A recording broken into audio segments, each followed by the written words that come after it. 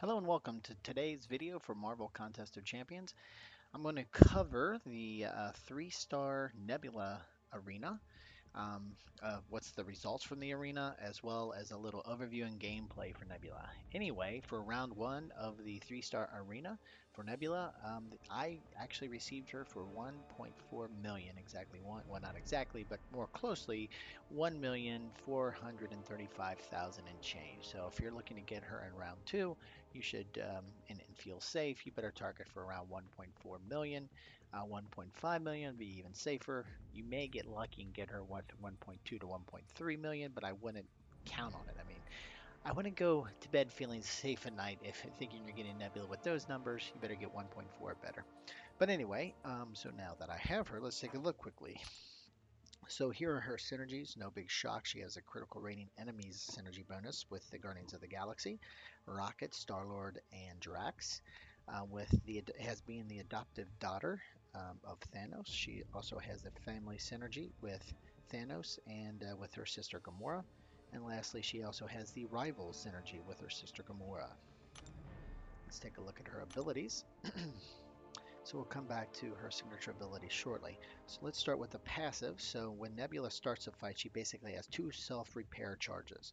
And if she ever gets attacked by the opponent with a total that deals more than 110% of the opponent's attack with one single hit, then one of those self-repair charges kicks in. And it replaces the damage over 5 seconds. Now, while that replacement's occurring, if she's stunned, then you lose that repair.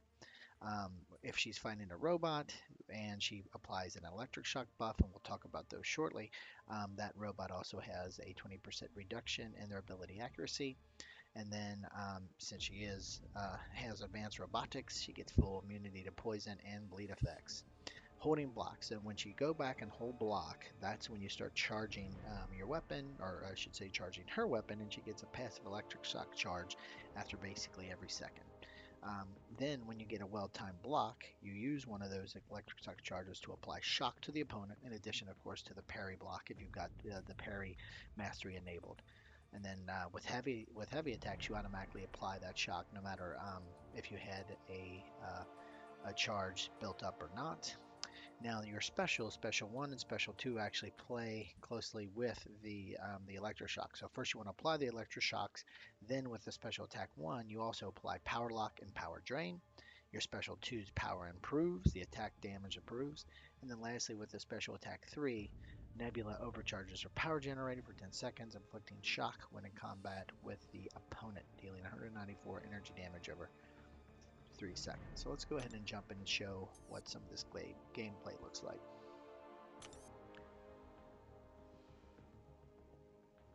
We'll go ahead and jump into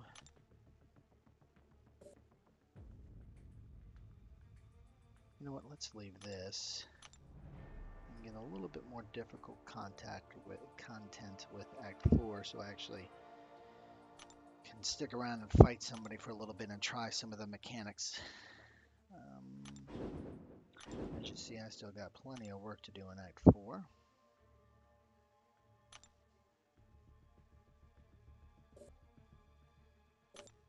Yeah, let's go the hard route. And I already got a fast advantage, so this is nice. Let's go Nebula.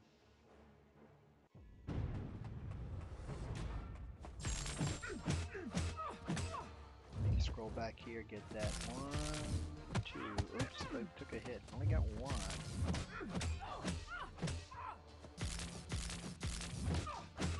Now I gotta get a parry on Storm.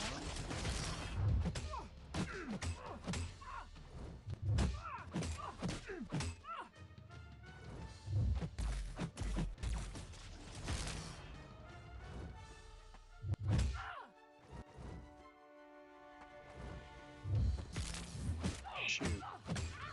Well, at least you'll get to see the special 3 on it. Not bad animations. Obviously, Storm is dead, given how close she was having all of her health gone.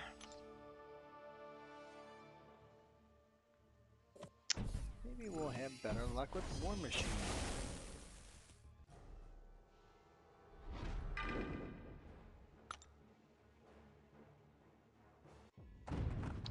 shots at least.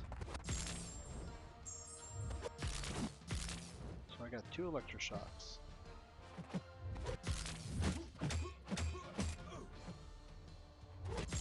There it was, so now I applied the... Of course I can't get the one. Scroll back a little bit. 1, 2, alright.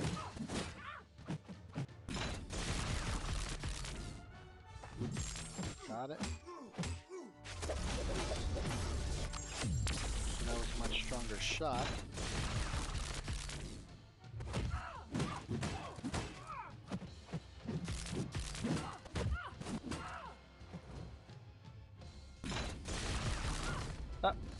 Got killed anyway, but anyway, I was focusing less on getting the attacks and more on trying to get the mechanics to at least show that the fights with the parry. But anyway, you saw with the parry there that